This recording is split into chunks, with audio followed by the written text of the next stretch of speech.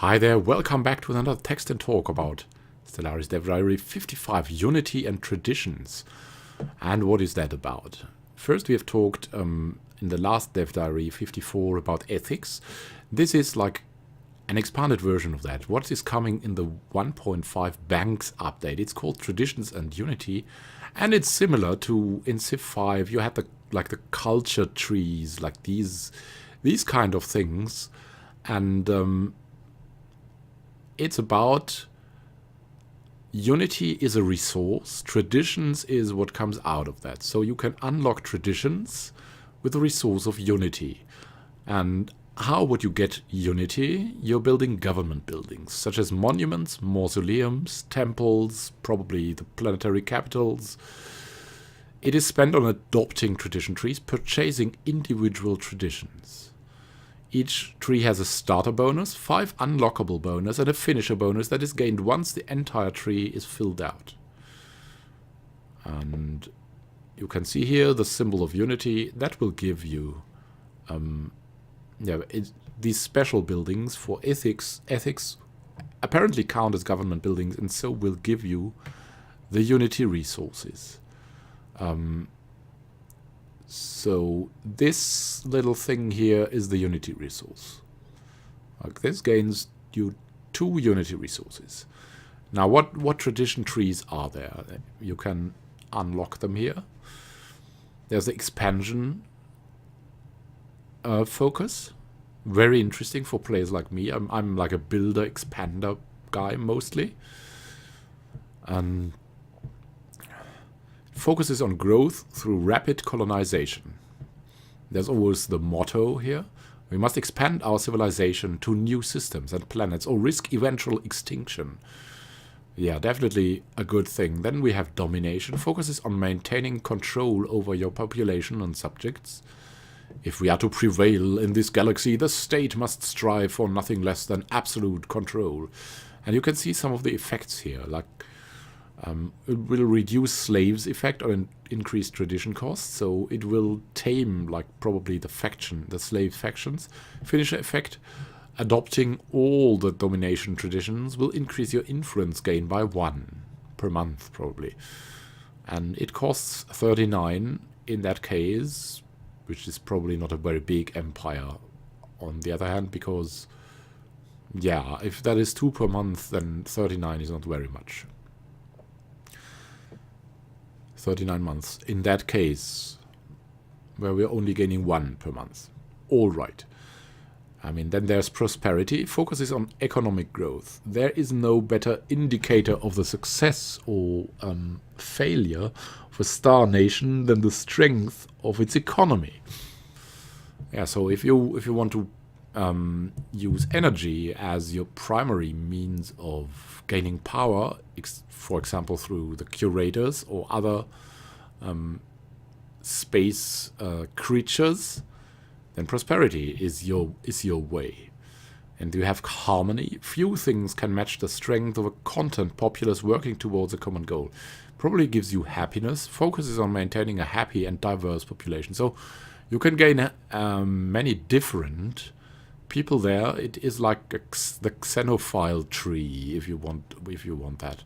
So the diverse population will also be happy, even if it's a diverse population. Then we have supremacy. The future of this galaxy belongs to those who are strong enough to seize it. It's war. Focuses on growth through military conquest. Purity, a star nation built on the rotten foundation of xeno-inclusion, will inevitably collapse. Focuses on strength through homogeneity and dominion over other species. So yeah, it's about your own master race. The PC master race or something like that, right? Then we have exploration. Focuses on exploration and scientific discovery. So that's the science tree. It's here. Our curiosity about the universe is what got us this far, and there's still so much left to discover. And there are the ascension perks, which we'll learn about.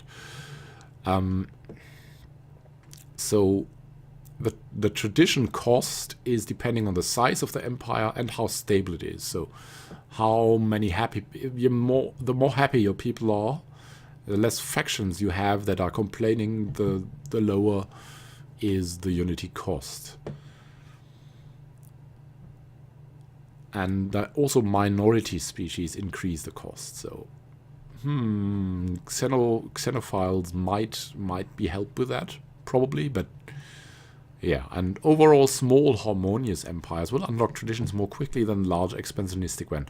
Again, this is like a little bit like Civ 5, where you would build a set number of cities for a culture victory, and like if you expanded a lot more, like on a huge map, it was like, I remember 5 or 6 cities was like the maximum.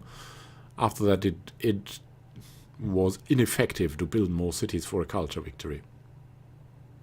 So yeah, which traditions you unlock also has a significant impact on the ethics of your population. So can be a useful tool to either strengthen your existing empire ethics or further a planned empire-wide shift towards a different set of ethics altogether. So you can use that also not only to gain bonuses, also to steer your empire in that ethics game.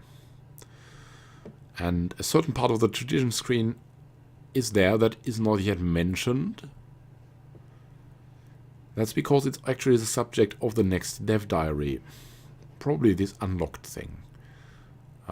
And the Ascension perks. So this is going to be, yeah, the last dev diary until the 12th of January, actually. Yeah, they are going to their well-earned holidays, Christmas holidays, and yeah, I'm trying to get guides out instead, so you can maybe get some inspiration. I think you're all good players, so I'm making these guides mostly for inspiration and for maybe new players that are totally new, picking up the game, looking up a guide, and I like to give out guides for that, because yeah, it always teaches me something too, to make these guides, improves my game. So that's better for for you if you watch my games.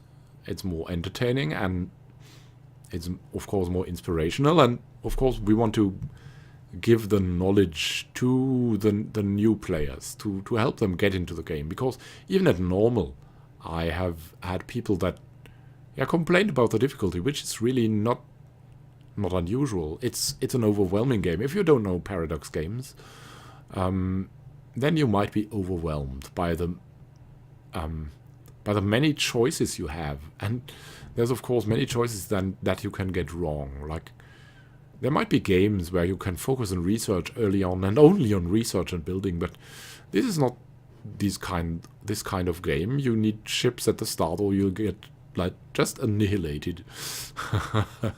That's something that you will learn very quickly in Stellaris. So you cannot you cannot ignore one of the aspects of the empire. You can prioritize, but you shouldn't like ignore. So that said, thank you for watching. My voice is getting better and better, but it still hurts a bit. So I still have like the not the normal frequency of episodes at the moment. And of course, yeah, we have Christmas holidays here as well. And I want to have a short pause until the beginning of next year, and then we'll see how much I can churn out. I would be pretty happy to get more episodes out for your entertainment as well. So that's going to be good then. And for now, I'd like to wish you happy holidays. There are going to be some episodes coming out for all my Let's Plays, of course, also Snail Wars, every second day over the Christmas episodes. I mean, everyone's saying no one's watching there, but I don't think that. There are the few people out there watching. I know when I was studying still, I was like locked in that city because I couldn't like always go home, or just for a few days because I had to do so much. And then in the evenings I would watch YouTube videos, and I was happy if if not all of the people I watched were like on holidays and not uploading anything. So I'm continuing my schedule there, but it's a slightly reduced holiday schedule. You have it on the channel. So that said, enough off topic. Happy gaming to you, and see you in the next episode of anything.